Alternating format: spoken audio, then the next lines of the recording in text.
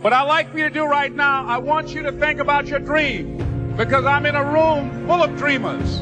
Think about your dream right now. I want you to think about it and envision it. Now, ladies and gentlemen, let me share something with you. I do not believe that any of us have dreams that were not given to us for the purpose of accomplishing those particular dreams. And I want to share something with you that has changed my life. I started out, as was indicated by Jack, very humble beginnings. I don't know what that dream is that you have. I don't care how far-fetched it might appear to be. I don't care how disappointing it might have been as you've been working toward that dream. But here's what I know, that dream that you're holding in your mind, that it's possible. Let's say that together, please. Say, it's possible. See, sometimes we can't say, I can do that. But what we can say, that it's possible that I can have my dream. As we run toward it, as we work on it day in and day out.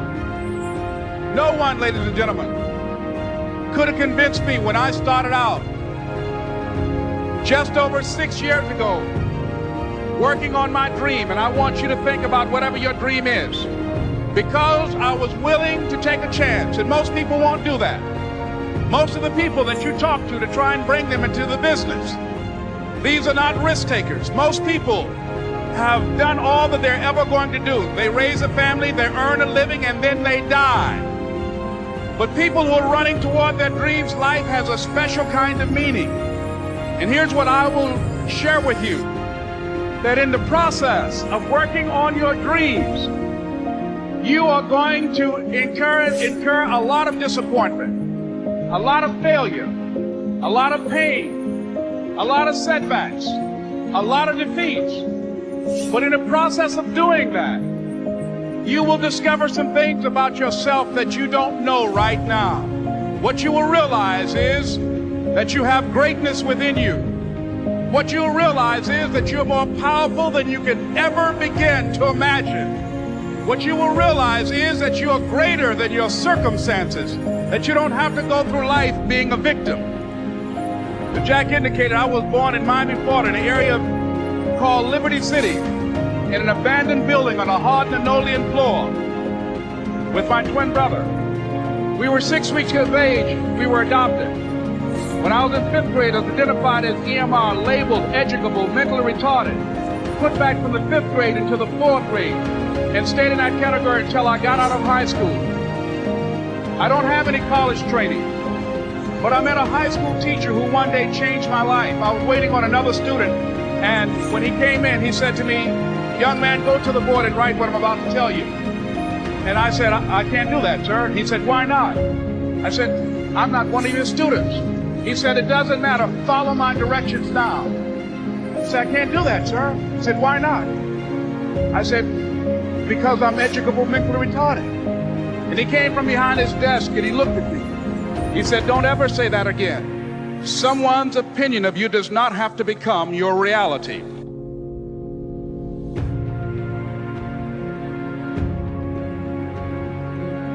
And that man, Mr. Leroy Washington, did something for me. He started planting seeds in my mind that enabled me to begin to dream, as Dexter has been doing for you. And ladies and gentlemen, I started working on my dream. And most people don't work on their dreams. Why? For many years I didn't. One is because of fear. The fear of failure. What if things don't work out? And the fear of success. What if they do and I can't handle it?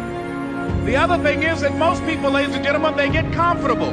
They stop growing, they stop working on themselves, they stop stretching, they stop pushing themselves, and they end up becoming very cynical about life, and they throw in the towel on themselves, and on their families, and on their dreams. And the other thing is that most people don't feel worthy. What I'm doing now, I could have been doing years ago. But because I did not have a college education, because I didn't believe in myself, because I allowed other people's opinion of me to control my destiny, I didn't act on my ideas. So I applaud you for your dreaming, for your running towards your dream. I applaud you for believing in yourself, because that's what life is about, stretching and challenging, looking for ways that you can begin to improve yourself. And ladies and gentlemen, as a result of stretching out, of acting on my dream, and I don't know what that dream is for you, I can tell you that it's possible. No one could have convinced me that after just over 6 years, I will have my own book entitled Live Your Dreams. Just over 6 years, I will have 5 specials on public television. Just over 6 years, I've done motivational speaking for AT&T, Procter & Gamble, McDonald's Corporation, Xerox, IBM. Just over 6 years. I will now have my own talk show that will premiere on Monday, Labor Day. I'm saying to you, your dream is possible.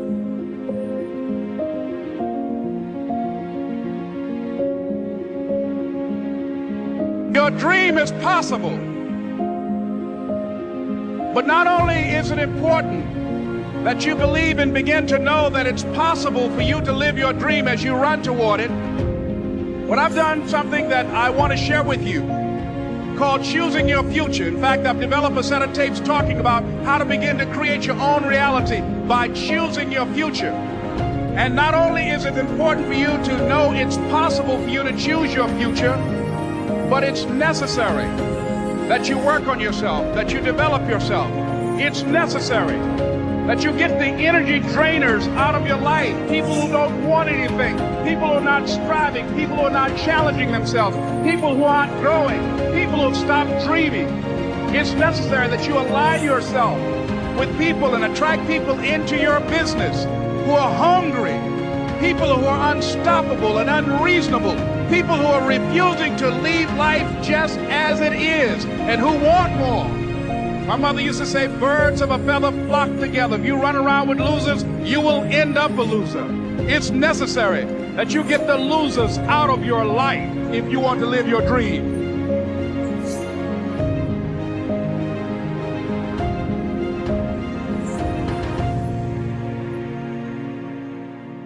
It's necessary to know that everybody won't see it, that everybody won't join you, that everybody won't have the vision.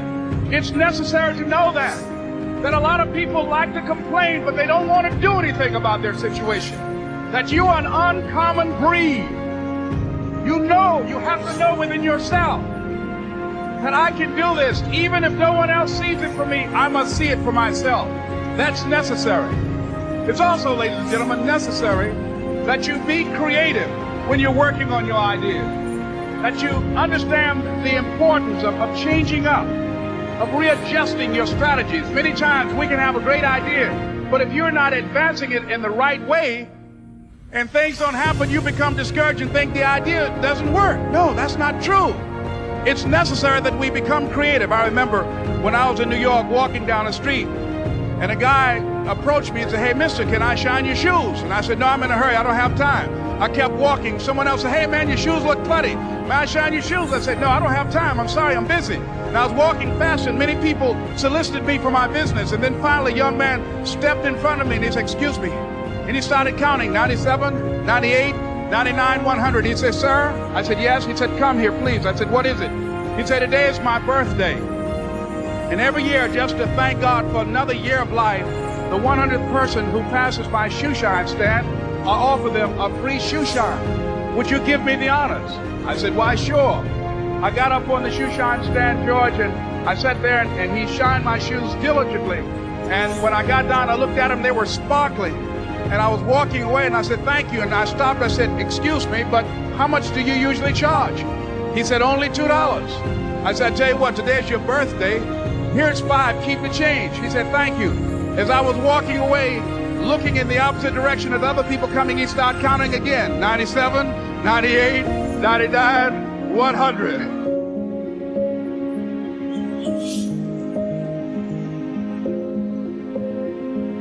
It's necessary that you be flexible, that you are always thinking of how can I improve this better. This is a customer-driven economy. It's necessary for you to always explore various ways in which you can improve the quality of service that you're providing for the people in your organization. I remember something, a major company had talked about the extra value service they were providing for their customers. And the lady who had the news conference summarized it this way. She said, it's not our intention to satisfy our customers or to please our customers. Our intention is to amaze them.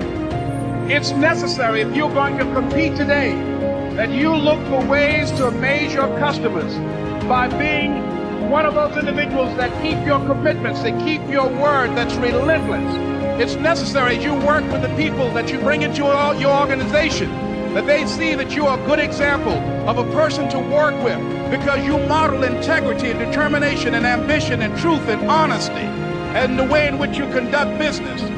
The next step is, that is you. That is you. That no one can do it for you but you. And even though you face disappointments, even though you will experience some setbacks, it goes with the territory. You must understand that. I remember I was playing a game with my 9-year-old son, John Leslie, and I beat him 10 straight games in a game called Connect 4. And finally, I said, John Leslie, I'm bored. I don't want to play you anymore. And I got up. I said, I'm ready to go to sleep now. And repeat after me, please. Let's say this together. It's not over until I win. John Leslie said, no, you can't go now, Dad. I said, why? He said, it's not over until I win. That was his attitude. We sat down and we played several other games. And finally, after the 11th game, John Leslie won, and he got up and he yawned. And he said, I'm ready to go to sleep now. And I'm saying to you, what if all of us took that attitude after we face a rejection and a no, or we have a meeting and no one shows up, or somebody say, you can count on me, and they don't come through? What if we have that kind of attitude? The car's repossessed. Nobody believes in you. You've lost again and again and again. The lights are cut off, but you're still looking at your dream, reviewing it every day and saying to yourself, it's not over until I win.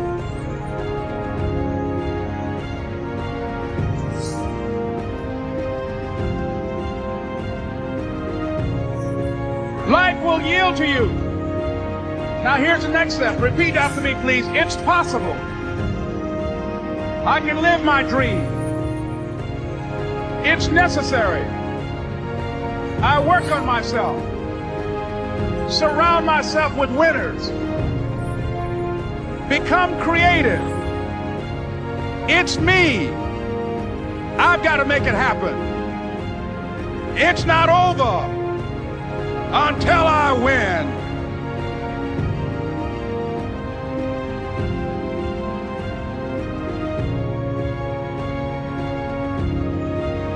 The next thing that's important to know, yes, it's possible that you can choose your future and direct the course of your life as you run toward your dream. It's necessary that you have goals, that you write those goals down, that you plan, that you think constantly of how you can begin to improve what it is that you're doing. If it's your presentations, if it's your recruiting skills, whatever that is, it's also necessary that you look for ways to always find a way to pull it out when everybody else thinks that you are defeated. That you've got to take personal responsibility to know that in order to become successful, you've got to make it your personal business to do it. But the next thing, ladies and gentlemen, I want to share with you that some of you already know that it's hard. It's not easy. It's hard changing your life. It was hard when just over 3 years ago in the Penobscot building in Detroit, Michigan, where I was operating my business, and I fell on some hard times, and I was sleeping in my office.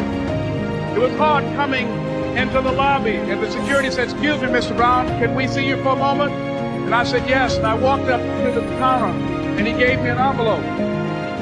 And he said, would you mind reading it here? And I opened the envelope, and the envelope was from management that said, this is an office tower. It's not a hotel. Please do not sleep in your office.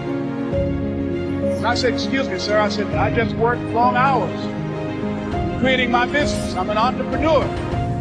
And right now, things are bad for me. But they're not going to be this way always. And I just asked for the opportunity to continue to operate like I'm doing. I'm not trying to make this my home. And it was hard coming through the lobby. And sometimes they would laugh. There's a guy talking about becoming successful. And look at it. He's bathing in the bathroom upstairs on the 21st floor. He sleeps on the floor. Him and two other dreamers up there. Look at him. It was hard, ladies and gentlemen, coming to speak to people. And I was facing financial difficulties in my own life. I was behind on my bills and my dreams, and I'm saying to them, you can live your dream. It was hard, ladies and gentlemen. It was very difficult to pick myself up each day believing that I could do it. There were times that I doubted myself. I said, God, why is this happening to me? I'm just trying to take care of my children and my mother. I'm not trying to steal or rob from anybody. Why did this have to happen to me? It was very hard. Here's what I want to say to you. For those of you that have experienced some hardships, don't give up on your dream. No one could have convinced me by holding on, by continuing to push forward, by continuing to run toward my dream, that one day I would have my own talk show. It's a long shot, ladies and gentlemen, from Liberty City, an abandoned building on a floor, never knowing my mother or father. It's a long shot. Being here with you today in this dome in Atlanta, it's a long shot. No college training, labeled educable, mentally retarded, but I kept running toward my dream.